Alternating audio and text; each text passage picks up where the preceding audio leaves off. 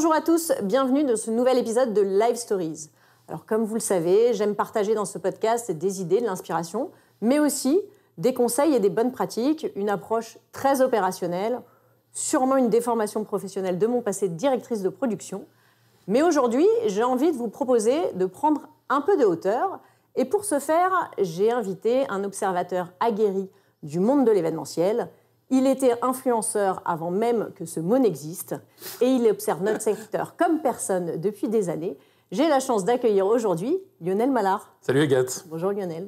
Merci d'avoir accepté cette invitation. Avec plaisir, elle m'a beaucoup touché. Mais écoute, grand plaisir de te recevoir. Je pense que ceux qui nous écoutent pour la plupart te connaissent, puisque ça fait 30 ans que tu observes et que tu décryptes l'événementiel. La plupart t'ont certainement vu aussi à l'animation des conférences sur le salon Event. Mais tu ne fais pas que ça, non. Tu as aussi créé le cabinet de conseil Artémuse. Alors raconte-nous, qu'est-ce que tu fais de tes journées ? C'est vrai, c'est une bonne question.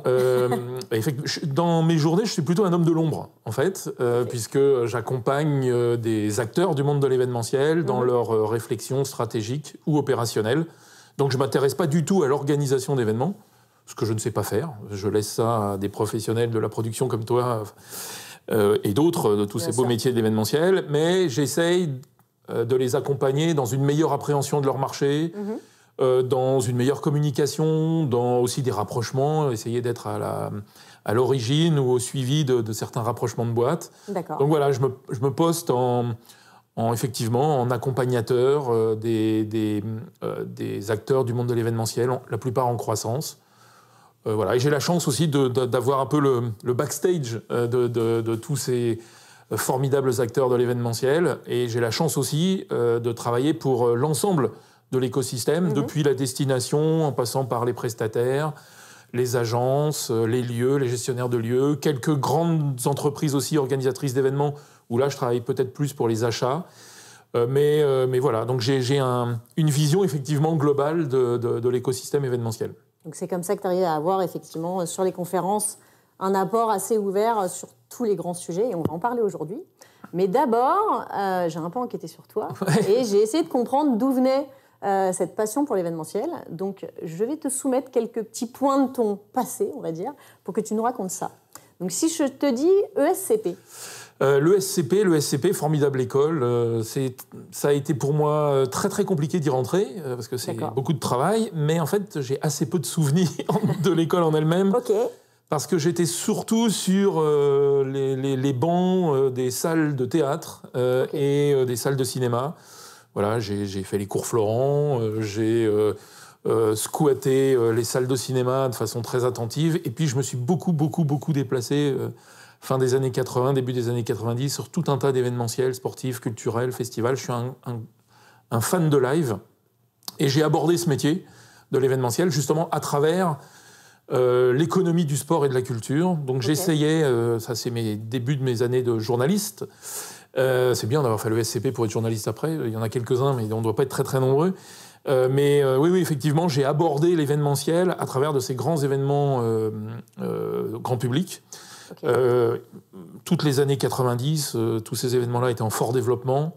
Il y avait une professionnalisation à la fois dans la conception de ces événements, dans la production, dans le marketing de ces événements, comment aller chercher des visiteurs, des participants, des festivaliers, bref.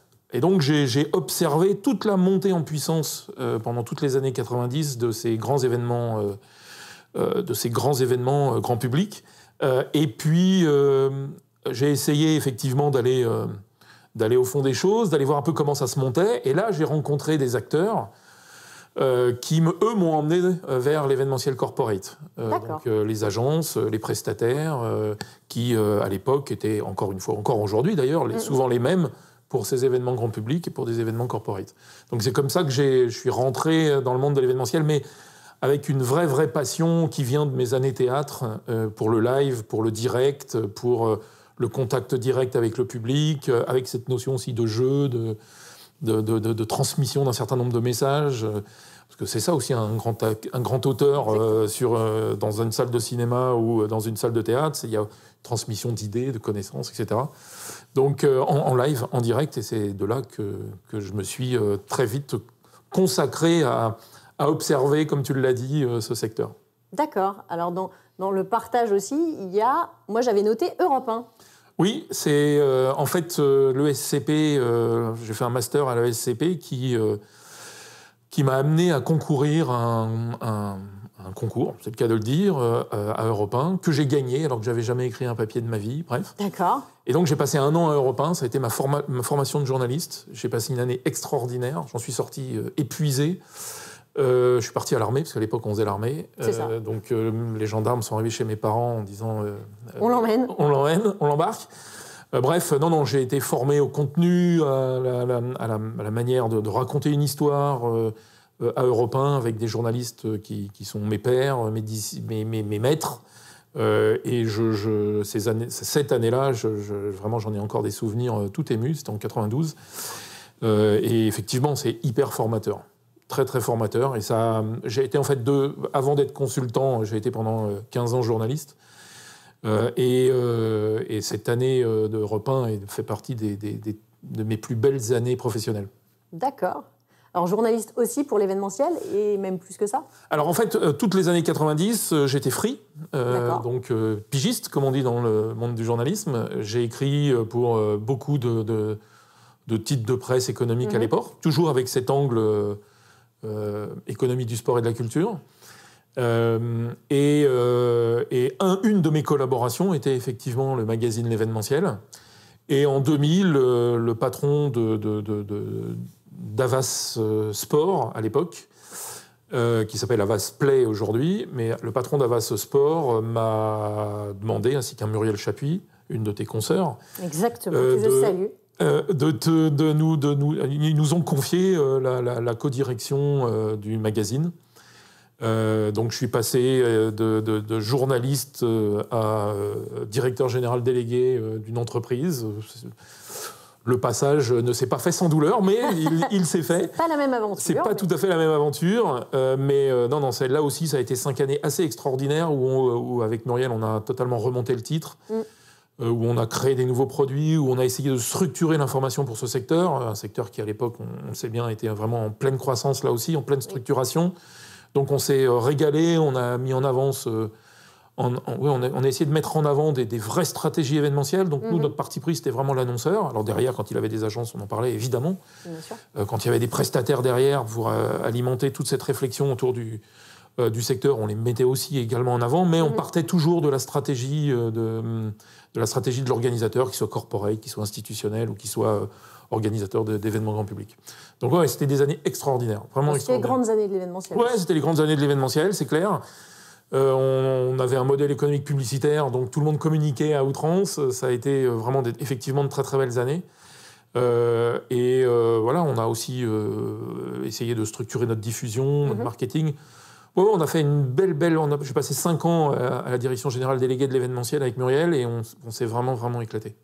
Et donc, après, donc plutôt aujourd'hui, il y a ce côté aussi avec l'école.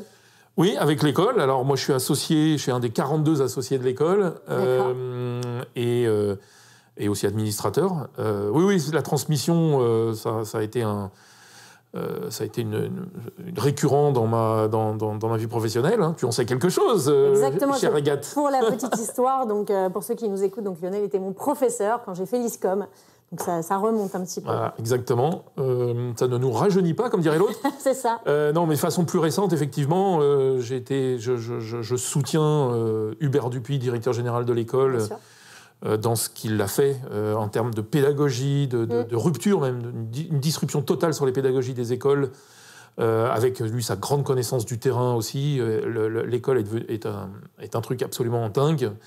Avec quelques étudiants. Là, il y a des changements, je ne dis rien, mais il y a des changements qui vont être très prochainement annoncés, qui vont participer d'un nouvel élan.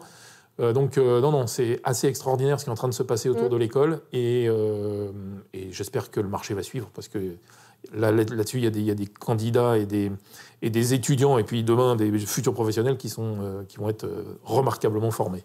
Oui, je trouve que voilà, l'école, son parcours pédagogique, la manière dont c'est amené, je trouve ça assez incroyable. Ouais. Et c'est d'ailleurs, j'en discutais avec Hubert il y a peu de temps, c'est dommage qu'il n'y ait pas plus d'étudiants, parce que moi, quand j'étais étudiante, j'aurais adoré faire l'école, ça n'existait pas.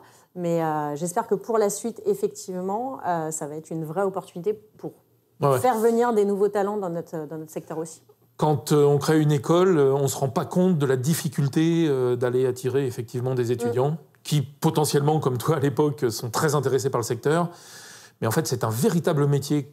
Il y a un marketing très particulier pour aller chercher ces futurs étudiants qui a été un peu notre limite. Alors qu'en termes de pédagogie, je pense qu'aujourd'hui, sur la place de Paris, il n'y a pas mieux. En tout cas, pour les métiers d'événementiel. Je suis assez d'accord. Alors, ce que je te propose, c'est qu'on revienne maintenant aujourd'hui, voire à demain. Donc, notre secteur, il a beaucoup évolué. Il y a des nouvelles attentes, il y a eu des nouvelles technologies. Il y a beaucoup de choses qui se sont passées. Ça continue, bien évidemment, encore de bouger. Moi, j'aimerais avoir ton avis. C'est quoi, d'après toi, les nouveaux défis qui arrivent dans notre secteur ? Il y en a pas mal.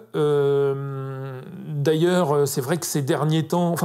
On a eu 3 années assez exceptionnelles et qui ne reflètent en rien d'une réalité du marché. 2 ans où les événements ont été quasiment interdits et une année de rattrapage, j'appelle ça moi le revenge event, donc une année de rattrapage à plein avec une surconsommation d'événementiel présentiel d'ailleurs. Voilà, donc ces 3 dernières années, il ne faut absolument pas, je pense, en prendre en compte la manière dont elles se sont passées parce qu'elles ne représentent en rien l'évolution de ce secteur. Donc il faut qu'on reste lucide par rapport à ces 3 ans et il faut qu'on puisse se projeter effectivement sur les années à venir avec, comme tu l'as dit, des enjeux qui me semblent assez essentiels et sur lesquels l'ensemble des acteurs, l'ensemble de l'écosystème devrait quand même se pencher. Il y a un premier enjeu qui est un enjeu environnemental ou en tout cas de responsabilité. Là, je suis assez optimiste. On se rend compte qu'il y a une prise de conscience quasi généralisée avec quand même derrière une accélération depuis que les organisateurs et les entreprises en particulier mettent dans leur cahier des charges des éléments forts en termes d'éco-responsabilité, d'éco-conception. Donc oui, il y a une accélération qui montre qu'il y a une prise de conscience généralisée. Après, quand je vois les mises en œuvre, je suis encore très sceptique sur la manière d'aborder ces questions et ces changements. Dans la prod surtout. Voilà. Ça nécessite pour moi un changement radical d'habitude, si on veut faire des efforts et si on veut qu'il y ait un impact positif. Ça demande un changement radical d'habitude, y compris parfois dans le choix de ses prestataires, et remettre en cause des années, voire des décennies de pratiques. Tu sais ce que c'est, en prod, on a ses habitudes. Bien sûr. Voilà, d'aller chercher des nouveaux intervenants qui, eux, ont des solutions beaucoup plus propres, avec beaucoup plus d'impact. Voilà, là, on est un peu entre les deux. On est un métier qui s'est complètement professionnalisé ces dernières années. Là, il y a des nouveaux acteurs qui arrivent avec des nouveaux produits qui, eux, n'ont pas forcément l'habitude d'entrer dans le grand bain du live, du prototype qu'est l'événement, et de sa mise en œuvre, de sa conception et de sa mise en œuvre. Donc, il y a une confiance qui n'est pas encore là. Voilà. Et puis, il faut aussi, ça commence, mais il faut aussi, je pense, que l'ensemble des acteurs puissent se transformer. Et là aussi, quand on est... et encore une fois, il y a de bonnes excuses de ne pas avancer vite. Quand on est une boîte qui investit beaucoup, des loueurs de matériel, des prestataires techniques, eux dépendent aussi du matériel qui existe en amont. Bref, bon voilà, tout ça est en train de se mettre en ordre de bataille. Il y a donc, prise de conscience est là, mais il faut qu'on fasse absolument et vite des progrès sur la mise en œuvre et l'acceptation de nouveaux produits et de nouveaux services qui sont des plus green. Voilà. Tout à fait d'accord. Accélération et acceptation pour changer. Exactement, comme d'habitude. Mais là, il y a quand même urgence. Enfin, je veux dire, on est... Depuis le temps qu'on en parle. Ouais, c'est clair, mais il suffit d'ouvrir sa télé 5 minutes tous les soirs pour voir les dégâts que font... que font le rehaussement des températures. On a notre part à prendre. Il faut arrêter de renvoyer la responsabilité sur d'autres secteurs économiques ou sur d'autres individus ou je ne sais quoi. Il faut qu'on fasse notre propre boulot. Et là, il y a du chemin à faire. Mais encore une fois, je suis assez optimiste sur la capacité rapide de l'ensemble de l'écosystème à adopter ces nouveaux produits, ces nouveaux services, et puis aux acteurs plus pérennes de se transformer vite. Voilà. Mais on va être obligé parce que d'abord les annonceurs vont l'exiger. Bien sûr. Et vont sélectionner demain, je pense, des partenaires qui soient vraiment en phase avec leurs propres objectifs. Oui, puis je pense que même les organisateurs eux-mêmes, les agences, les équipes en agence ont des consciences environnementales et n'ont plus non plus envie de voir autant de gâchis qu'il y en a eu et autres. Donc ça va accompagner en fait globalement le mouvement. c'est plutôt une bonne chose. Croisons les doigts. On va dire ça. Tu parlais tout à l'heure de la crise Covid, de ces 3 ans qu'on a vécu. On a eu l'apparition de nouveaux formats d'événements, dont par exemple l'hybride. Alors moi, ce qui m'a un peu étonnée, c'est que j'ai vu passer sur les réseaux sociaux une étude qui disait que 98% était du Est-ce présentiel. qu'on peut ne pas citer cette étude, s'il te plaît? On ne citera pas les sources. Non, mais c'est n'importe quoi. Enfin, je ne vais pas citer ceux qui sont... Il faut arrêter. Notre marché manque cruellement d'études, de baromètres sérieuses, pointues, qui donnent vraiment à réfléchir, à se projeter, etc. En tant que consultant, et quand j'accompagne les acteurs de ce marché, le premier réflexe que je dois avoir en tant que consultant, c'est d'aller voir un peu des évolutions macro sur ce secteur. Il n'y a pas d'études sérieuses. Là, cette étude, il y a eu 32 palais des congrès interrogés. Exactement. 32. Juste pour que je résume pour ceux qui nous écoutent, il y avait 98% d'événements présentiels. Donc, ce qui était dit sous-jacent, c'est qu'il n'y avait que 2% d'événements digitaux et hybrides, et donc que l'hybride était mort-né. Et effectivement, c'était poussé comme une vérité, alors que ce n'était que 32 répondants à l'étude. Donc, techniquement, et 32, même pas éparpillés dans l'écosystème, 32 palais des congrès. Donc, et puis, moi je ne suis pas un professionnel de l'événementiel au titre production du terme. Si j'ai un événement digital à faire, je ne suis pas sûr d'aller voir directement un palais des congrès en plus. Donc, c'est pas faux. Heureusement, peut-être que eux, dans leur business model, ils ont 98% d'événements physiques. Et c'est logique. Bon, voilà. Donc soyons sérieux. Alors moi, je ne crois pas en l'hybride. D'accord. Je n'y crois pas pour plein de raisons. La première, d'abord, ce que j'ai vu jusque-là, j'ai trouvé ça assez déceptif. À la fois quand je suis derrière mon écran et qu'il y a une autre audience assise dans une salle, et à la fois quand je suis assis dans une salle et que je sais pertinemment que c'est récupéré pour de l'audience derrière l'écran. Pour moi, s'adresser à 2 audiences, une en présentiel, une en distanciel, ce n'est absolument pas la même histoire. C'est pas le même récit, c'est pas le même rythme, c'est pas le même ton, c'est pas les mêmes prises de vue. Bref, je ne vois pas aujourd'hui comment on peut satisfaire 2 audiences placées à 2 endroits différents. Donc, obligatoirement, on va mécontenter une des 2 audiences. Ou alors, pire, si on veut essayer de contenter tout le monde, on va mécontenter tout le monde au final.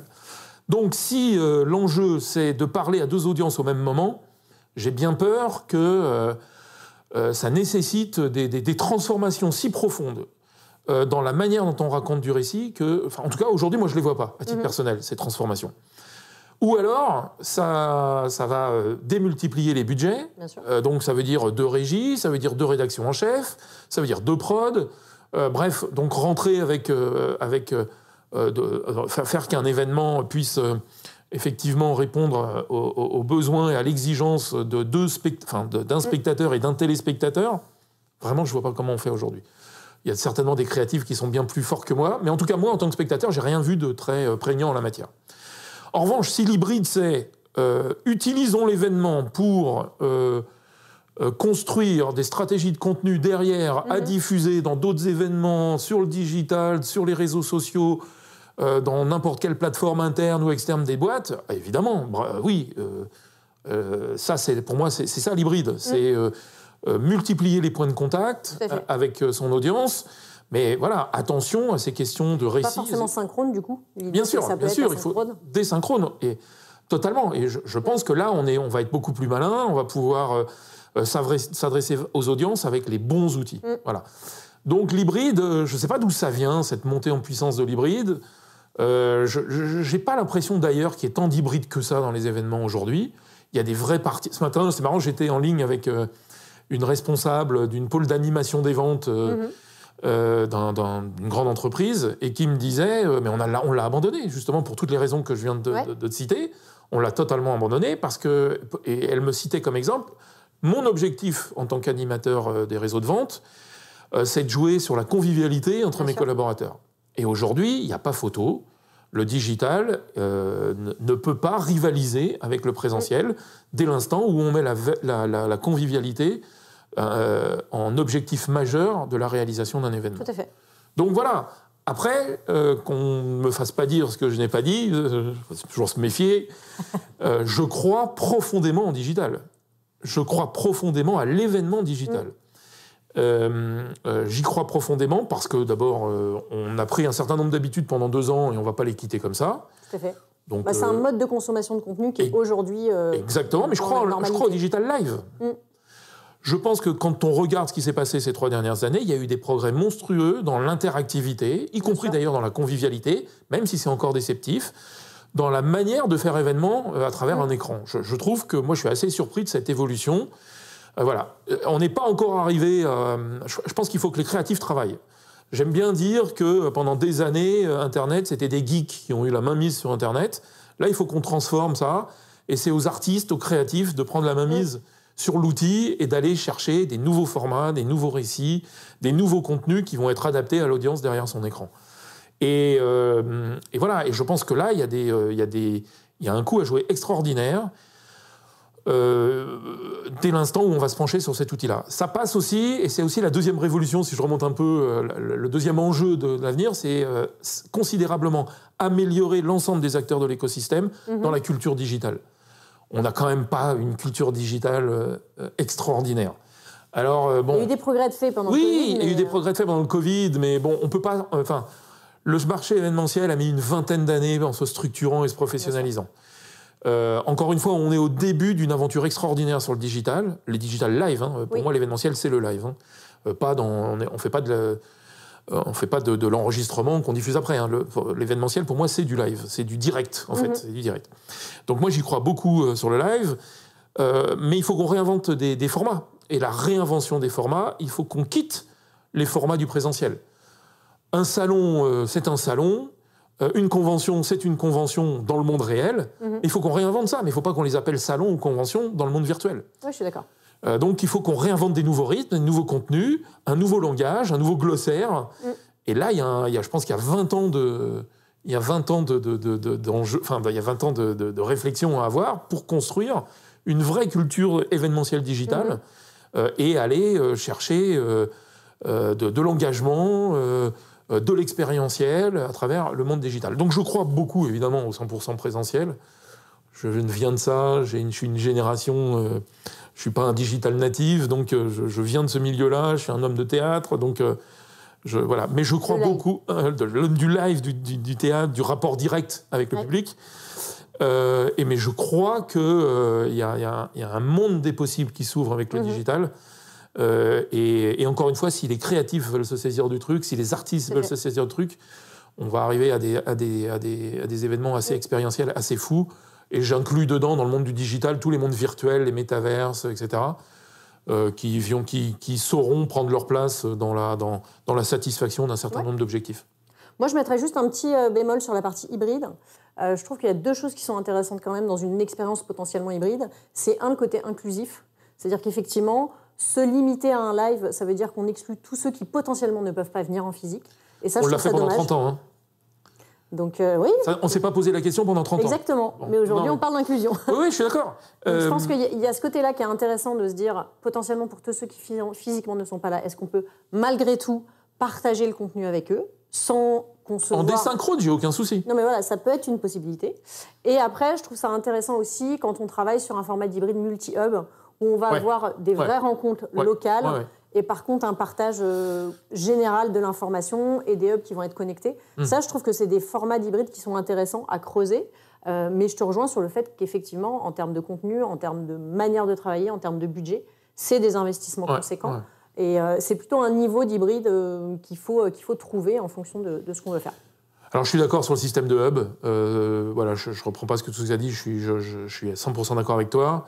Sur la partie inclusive, rendons nos événements physiques inclusifs. Je veux dire, si on ne s'est pas posé la question avant, posons-nous la question aujourd'hui. Si tu commences à faire déplacer tout le monde...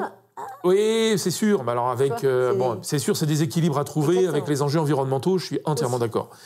Maintenant, on parlera peut-être de l'avenir tout à l'heure, mais l'inclusion, elle se joue aussi sur le physique. Voilà, c'est des efforts à faire, c'est clair.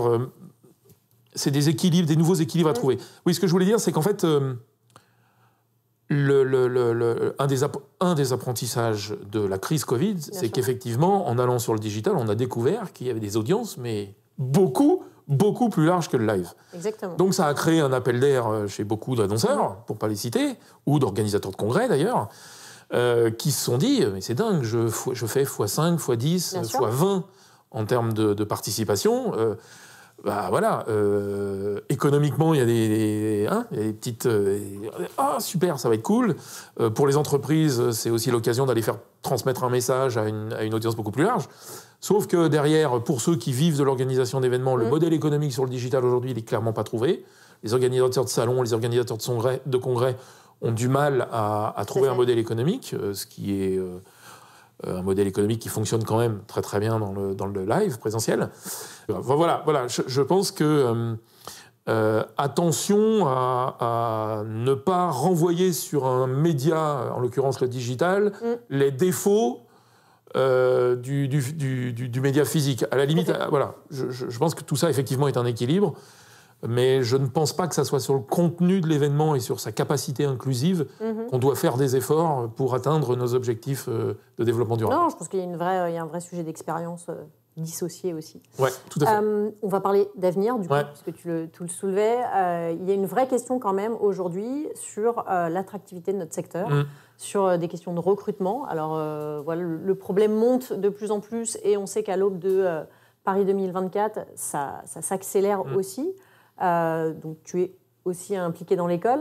Comment tu vois cette question justement de l'attractivité de notre secteur et ce manque de talent aujourd'hui ? C'est un sujet éminemment compliqué. Voilà, je pense que... Moi, j'ai des enfants qui ont 25 ans. Je pense qu'effectivement, les objectifs professionnels de cette génération-là... Alors, j'aime pas globaliser, parce que c'est risqué, mais mine de rien, il y a quand même des objectifs professionnels aujourd'hui qui sont différents. On sait l'exigence que demande le secteur événementiel. Voilà, et là, il y a une contradiction entre des exigences de jeunes talents qui ont envie de poursuivre et d'avoir une vie à côté forte et intense, et de l'autre, les exigences d'un secteur qui, effectivement, nécessite par moment des coups de bourre, des investissements 20 heures sur 24, voire le week-end, etc. Donc là, il y a... Comment résoudre ça ? C'est extrêmement compliqué aujourd'hui quand on voit le fonctionnement global du marché. Il y a des efforts à faire de partout. Il y a un engagement peut-être un peu plus fort quand même chez les jeunes talents en leur disant oui, il y a des contraintes sur ce marché, il faut que j'y adhère à ces contraintes. Et de l'autre, il y a aussi certainement des modes d'organisation dans les acteurs du monde de l'événementiel qui sont aussi à revoir. Voilà, et en particulier la gestion de l'urgence qui me semble, moi, assez complexe à gérer et incompatible avec d'abord la créativité, avec la production sans faille.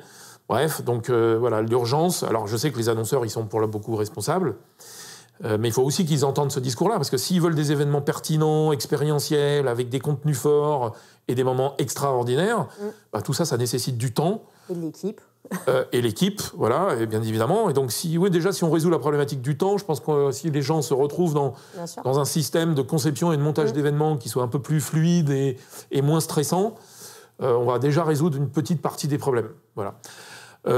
Après, il y a aussi certainement... Là, il y a débat. Je sais que l'avis que j'ai, moi, sur la question n'est pas partagé par certainement une majorité des acteurs.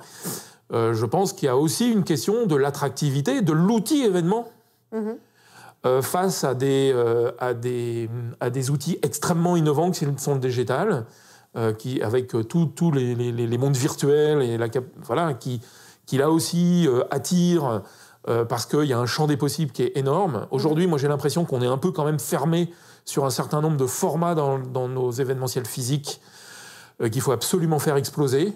Voilà, le salon reste un salon, la convention reste une convention, le concert reste un concert, enfin bref. Donc, je pense que ces carcans doivent absolument exploser. Là aussi, il y a une ère des créatifs qui s'ouvre pour essayer de faire exploser tout ça. Il faut redonner il faut réouvrir des champs de création possibles, pour redonner à des esprits un peu créatifs l'occasion de s'exprimer. Voilà. Est-ce qu'on a ça aujourd'hui dans l'événement physique ? J'ai un peu de doute. Donc il faut qu'on retrouve encore une fois des nouveaux récits, des nouvelles manières de faire qui soient attractives et qui puissent attirer les talents. Et en fait, aujourd'hui, les médias traditionnels, le digital, ont eux ces énergies, ou d'autres secteurs économiques d'ailleurs, ont eux ces nouvelles énergies, ces innovations. Ils sont dans un état d'innovation permanente qui fait que ça reste des secteurs attractifs. Est-ce que nous, on est dans de l'innovation permanente en termes de format et de contenu? Alors, quand je dis nous, l'événementiel physique, historique, si je puis dire traditionnel de l'événementiel, il est dans cette idée de renouveler les formats et les contenus, donc d'être attractif. Voilà, moi, j'ai un peu de... En tout cas, je pose la question. Je ne veux pas faire le vieil aigri qui a tout vu, tout fait, mais voilà, il y a un enjeu fort. Et d'ailleurs, tu parlais d'avenir. Je pense, moi, qu'il y aura moins d'événements dans l'avenir, après 2024 et les Jeux Olympiques, on va peut-être en revenir à ça, mais il y aura beaucoup moins d'événements, parce qu'il faut aller dans le sens aussi de faire des efforts, d'être moins impactant en termes d'empreinte carbone, des choses comme ça, mais je pense qu'il y en aura moins, mais plus fort, plus expérientiel, plus impactant, plus innovant, plus extraordinaire. L'événementiel, c'est ça, c'est sortir ses invités, ses participants, ses congressistes de leur quotidien et qu'ils puissent vivre une expérience qui sort de leurs habitudes personnelles ou professionnelles. Donc voilà, il faut qu'on aille vers ça, il faut qu'on puisse... voilà. Et l'économie, l'empreinte carbone du secteur événementiel, pour moi, il est plus dans la fin d'un certain nombre d'événements... je mets plein de guillemets, qui ne servent à rien ou à pas grand-chose, ou en tout cas qui n'embarquent pas les audiences et qui ne leur fait pas vivre cette expérience forte, vers, au contraire, des événements qui soient, eux, très forts, très, très impactants, forts pour l'individu, donc là, ça parle de toute la personnalisation de l'expérience, forts pour la communauté réunie, c'est-à-dire que l'individu, il a besoin aussi de comprendre qu'il est au sein d'une communauté qui est en mouvement, qui avance, qui innove, bref. Et puis fort pour le monde. Donc là, c'est tout ce qui est de l'ordre de l'héritage universel d'un événement. Qu'est-ce que je laisse au territoire sur lequel je suis? Qu'est-ce que je laisse à la communauté que je réunis? Qu'est-ce que je laisse au monde globalement? Donc là aussi, là-dedans rentrent tous les efforts qu'on doit faire en termes de production et de baisse de l'empreinte carbone. Donc voilà, la personnalisation... une démarche communautaire et derrière un héritage sur le monde très positif. Bon, voilà, donc ce qui fait que si on s'impose ces objectifs-là, de fait, il y a un certain nombre d'événements qui risquent de ne plus avoir lieu, et c'est pas grave, c'est le sens du monde. Après, charge à tous les acteurs d'aller trouver d'autres marchés sur lesquels agir. Moi, dans mes missions aujourd'hui de consultant, c'est une de mes questions qui m'est principalement posée. Il y a une sorte quand même d'anticipation, de se dire on est en train de vivre jusqu'en 2020. Ouais, vers où on va jusqu'en 2024. On est quand même sur un trend assez extraordinaire. Tout à fait. On a un rattrapage à faire. On a l'échéance des Jeux Olympiques qui quand même, en tout cas moi je le sens, mobilise les énergies événementielles de tout le monde, à la fois pour les JO, mais aussi pour tout ce qui va se passer à côté. Donc c'est clair qu'il y aura certainement un contre-coup derrière, avec une réflexion globale, avec des nouveaux marchés à aller chercher pour l'ensemble des acteurs événementiels. Voilà, il y a des cultures à faire valoir, on maîtrise les projets complexes, on maîtrise un haut degré de créativité, on maîtrise une capacité à produire à coût moindre des contenus forts. Bref, il y a quand même des atouts qui sont valables, pas seulement pour l'événementiel physique, mais pour tout un tas d'autres types de circonstances, d'événements, de stratégies dans les boîtes. Donc moi, je suis assez optimiste. Mais voilà, il y aura un coût à payer de cet élan. Je me trompe peut-être, mais en tout cas, moi, j'ai ce ressenti-là d'un marché qui va un peu se tasser en nombre d'événements, mais qui va avoir... qui devra s'imposer une exigence événementielle très forte. D'accord. Et puis, il y a peut-être un autre élément, je suis hyper bavard. Je t'en prie, vas-y. Il y a peut-être un autre élément qui, moi, me semble important. On est en train de vivre une révolution du travail qui est colossale. C'est vrai. Avec des nouveaux modes de travail. J'ai lisé un article ce matin sur le travail pendulaire. Donc, le travail pendulaire, c'est tous ces gens qui habitent en province, en région, ou à la campagne, et qui vont dans les grandes métropoles pour bosser 1, 2, 3 journées par semaine. Et donc, la manière dont ils s'organisent pour faire ces allers-retours, la manière dont ils logent dans les métropoles quand ils viennent y bosser, tout ça crée des questions et des besoins et des nouveaux besoins, etc. Mais ceci dit, quand tu es d'une entreprise et que tu as comme ça des gens qui viennent, qui sortent, qui travaillent seuls de chez eux, quand ils reviennent au sein de l'entreprise, il y a des enjeux forts de fidélisation, de fédérer l'ensemble des énergies des collaborateurs. Bref, là, il y a un véritable enjeu de faire communauté ensemble. Oui. Et donc, quand ces gens-là reviennent dans l'entreprise, ça ne peut pas être pour être assis dans un bureau, quoi. Je ne l'imagine pas. Sinon, encore une fois, on va... Donc comment faire pour que quand les gens reviennent dans l'entreprise, ils puissent vivre leur boulot d'une autre manière, peut-être un peu plus événementielle, en vivant des expériences avec leurs collègues qu'ils voient une fois tous les 10-15 jours. Bref, donc là, je pense qu'il y a une réinvention des temps Tout à fait. De communication interne, d'organisation du travail, qui est pour moi un relais de croissance possible pour l'ensemble des métiers de l'événementiel. Alors, on n'est pas sur des grands messes, des grands groupes, etc. On est sur des petites équipes, on est sur des petits groupes, on est sur des petits événements, mais qui vont venir favoriser l'esprit d'équipe, avoir un haut degré de fédération, de convivialité, etc. Et pourquoi je dis ça ? J'essaye pour moi, tout ce qui s'est passé ces 3 dernières années, c'est le grand succès des séminaires ouverts. Oui. Avec le succès d'un groupe comme Châteauforme, par exemple. Tout à fait. Qui fait qu'on sent le besoin de se retrouver en dehors de l'entreprise pour bosser, clairement, mais aussi pour avoir des temps de convivialité, des temps de partage, des temps d'activité ensemble. Et ça, là-dessus, il y a un enjeu fort dans les boîtes. Et on sent qu'il y a une vraie réflexion chez les DRH actuellement et chez les communicants internes pour renouveler le genre et la manière dont on fait équipe. Et là-dessus, je pense qu'il y a les acteurs du monde de l'événementiel, les agences en particulier, ont un relais de croissance fort à aller chercher comme ça des outils de remotivation, de refidélisation et de reconstruction d'esprit d'équipe. D'accord. Bon, ça, c'est pour 2025. Ouais, et après C'est moi. Donc, on se refera un épisode en 2024 pour en parler. Parfait. Est-ce qu'on peut parler de 2024 déjà ? Ouais, alors, oui, bien sûr, tu as raison. Il y a quand même des gros sujets à venir. Ouais. Bon, c'est un peu le brouillard quand même, hein, cette année 2024. On a tous du mal à savoir quel va être l'impact réel des Jeux Olympiques en eux-mêmes et de tous les événements qui ont lieu à côté. Bon, voilà, on est encore... Est-ce qu'il va y avoir une vraie adhésion de l'ensemble des entreprises à vouloir absolument typer leurs événements avec ce formidable événement des JO ? Et puis, dans les JO, il y a une promesse qui est extraordinaire à tout point de vue. On a effectivement les cérémonies d'ouverture, de clôture, les 4 cérémonies d'ouverture et de clôture dont la promesse est extraordinaire. Il va falloir la tenir, la promesse.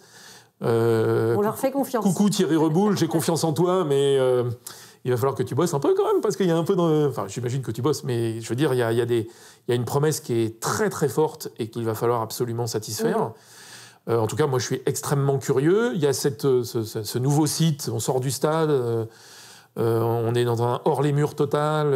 Alors, ça s'est déjà vécu aux Jeux Olympiques. Les Jeux Olympiques de la jeunesse à Buenos Aires, je crois que c'est en 2020, ont déjà connu une cérémonie d'ouverture dans les rues. D'accord. Et d'ailleurs, il me semble que Thierry Reboul y était, si mes souvenirs sont bons. Donc, il y a déjà quand même un peu de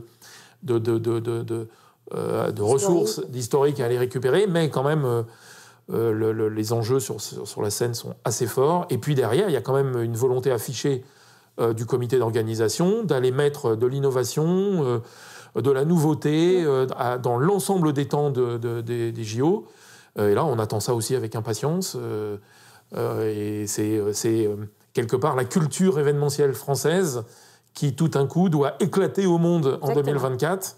Et donc là, il a Thierry Reboul, ses équipes et toutes les agences autour. Les amis, vous avez quand même un enjeu très très fort. Je ne veux pas vous mettre le stress, mais ils n'ont pas besoin de moi pour ça. Non, je pense que ça mais voilà. Mais oui, il y a aussi l'avenir aussi de l'ensemble des acteurs de l'écosystème événementiel passe par des jeux réussis à tout point de vue. Tout à fait. Et on sait, et ça c'est le côté un peu négatif sur lequel en tout cas il va falloir trouver des solutions. On sait que les ressources humaines ne sont pas illimitées. On sait que les ressources matérielles ne sont pas illimitées. On sait aussi que des lieux, il n'y en a pas 40 000 à Paris. Bref, donc il y a tout ça. Il y a aussi, il faudra faire avec l'ensemble de ces ressources-là qui sont... voilà, les talents, on sait qu'ils sont quand même beaucoup aspirés par les JO Déjà, actuellement. Voilà, on l'a dit, il y a une crise des talents, il n'y a pas assez de monde a priori sur le marché. Bon, tout ça va créer des complexités, mais je ne doute pas une seule seconde que l'ensemble de la communauté événementielle et de l'écosystème français trouve des solutions intelligentes. Tout le monde est déjà sur le pont. Ouais, je pense. Mais je pense qu'il y a quand même un message à faire passer, c'est sur l'anticipation. Ah oui, évidemment. C'est-à-dire que, voilà, moi je sais qu'au niveau des agences, au niveau des prestataires, tout le monde essaye d'avoir de la visibilité. Et aujourd'hui, comme tu le disais, c'est quand même le brouillard parce que, au-delà des demandes du COJO, des JO, des gros sponsors qui sont déjà positionnés, qui font déjà des choses, il y a beaucoup d'entreprises qui ont des événements en avril, mai, juin, potentiellement 2024, mais qui ne les ont pas aujourd'hui planifiés. Et je pense qu'il y a un vrai sujet d'anticipation pour ces marques-là, de se dire il va falloir se positionner dès septembre, dès la rentrée, sur qu'est-ce que vous souhaitez faire au printemps et à l'été prochain pour justement sauvegarder les ressources dont tu parlais. Tu as totalement raison. Juste, ça me permet de dire un mot sur le contexte actuel qui est quand même hyper compliqué justement pour anticiper. On est quand même dans un monde de polycrise économique, géopolitique, sociale, environnementale, et j'en passe, qui n'aide pas les annonceurs, les entreprises à anticiper. Donc on voit bien, aujourd'hui, on est dans un mouvement de réduction des délais très fort entre le moment où on décide de faire un événement et la date de cet événement. Ces délais-là, on sait, enfin voilà, c'est aussi c'est le monde économique et le monde socio-économique qui l'impose. Mais je pense que derrière, il faut absolument que, comme tu le dis, il faut retrouver un nouvel équilibre et reprendre un peu quand même d'anticipation. Voilà. Ceci dit, on ne peut pas aussi empêcher les entreprises qui ont quand même en mars 2020, qui ont pour la plupart pas exigé de récupérer les acomptes qu'ils avaient versés pour des événements futurs post-mars 2020. Donc je pense que quelque part, elles n'ont pas envie non plus de se refaire prendre dans un environnement aussi peu favorable que l'a été de mars 2020, même si tout le monde pense, à juste raison, que ça ne se reproduira pas de sitôt, mais quand même, ce risque-là, les entreprises ne veulent pas le prendre, et donc, réduction des délais. Bref, il va falloir tout ça, que ça retrouver un nouvel équilibre. Exactement. Pour qu'effectivement, on retrouve de la marge de manœuvre d'anticipation. Moi, je reste persuadé qu'il y a aussi, c'est l'intelligence qui doit primer. Qui dit anticipation, dit du temps pour trouver la bonne idée, du temps pour trouver les bons récits, du temps pour trouver les bonnes ressources. Et donc, derrière, un événement qui soit plus expérientiel, plus fort, plus impactant. Et je pense qu'au final, c'est ce que recherche tout le monde. Parce que les coûts vont forcément augmenter. Les demandes qui vont arriver au dernier moment... ça, c'est une évidence. Ça va être très complexe pour arriver à les sortir. L'inflation et l'événement qui pousse un peu à l'augmentation des prix. Ouais. Tout à fait. Bon, je crois qu'on a quand même parlé de pas mal de sujets. On est pas mal. Déjà, ceux qui vont l'écouter auront plein d'idées en tête, j'espère. J'aime bien finir les échanges avec mon invité sur des questions un peu plus personnelles. Donc, première question, s'il y avait une chose que tu as apprise au cours de ton parcours, quelle serait-elle ?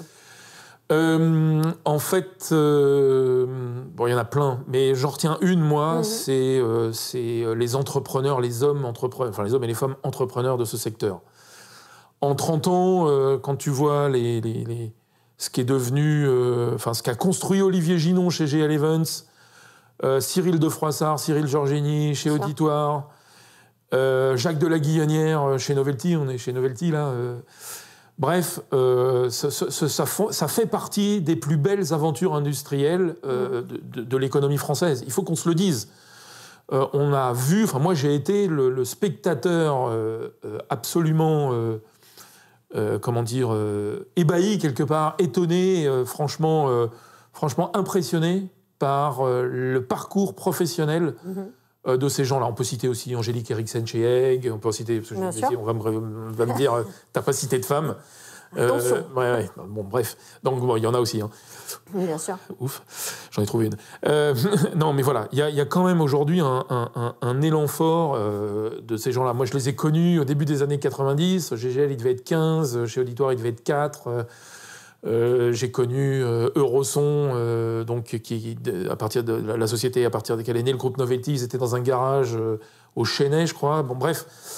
On voit là la formidable impulsion qu'ont eu ces entrepreneurs et qui ont donné quelque part aussi au marché leur lettre de noblesse.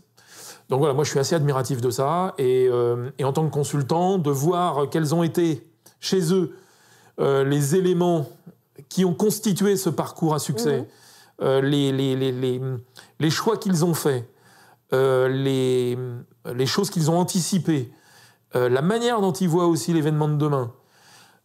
Tout ça fait qu'on essaye, tout ça après, d'analyser et de voir un peu quels sont les bons parcours ou en tout cas les bons comportements à adopter pour essayer de construire des entreprises fortes, respectueuses de l'environnement, inclusives, avec un modèle économique fort, etc. Voilà, moi je suis impressionné vraiment par les parcours entrepreneuriaux des gens de l'événementiel et en particulier les 4 ou 5 que j'ai cités. D'accord, dont on ne parle pas assez d'ailleurs, c'est pas forcément des success stories qu'on voit beaucoup. Mais peut-être que je les inviterai. Ouais, c'est une bonne idée. C'est une bonne idée. Non, mais enfin vraiment. En tout cas, moi, j'ai eu la chance de travailler pour Jacques de la Guillonnière, Novelty, et pour Auditoire. Je comprends les raisons pour lesquelles ils en sont là aujourd'hui. Bien sûr. Voilà, donc je voudrais leur rendre un hommage parce que ce qu'ils montrent de leur progression, de la manière dont ils ont constitué leur entreprise, dans la vision qu'ils ont eue. Je pense que ça, effectivement, on comprend plein de choses et on n'étudie pas assez ces parcours-là. Tout à fait. Et on les regarde pas assez. Exactement. C'est assez fort. C'est assez fort. Alors justement, l'inspiration, c'est quelque chose que tu pratiques beaucoup, forcément, pour nourrir un peu ta vision. Justement, pour ceux qui nous écoutent, est-ce que tu aurais, je sais pas, un créateur de contenu ou une série ou un livre, quelque chose qui t'inspire et que tu serais prêt à nous partager ? Écoute, le dernier film que j'ai vu m'a complètement épaté. C'est un film excessivement grand public. Je fréquente toujours les salles de cinéma. C'est Les Trois Mousquetaires. Très bien. Voilà. C'est d'une simplicité, on connaît tous l'œuvre. C'est d'une simplicité remarquable. Les acteurs sont juste merveilleux, pointus. On voit qu'ils prennent plaisir à jouer.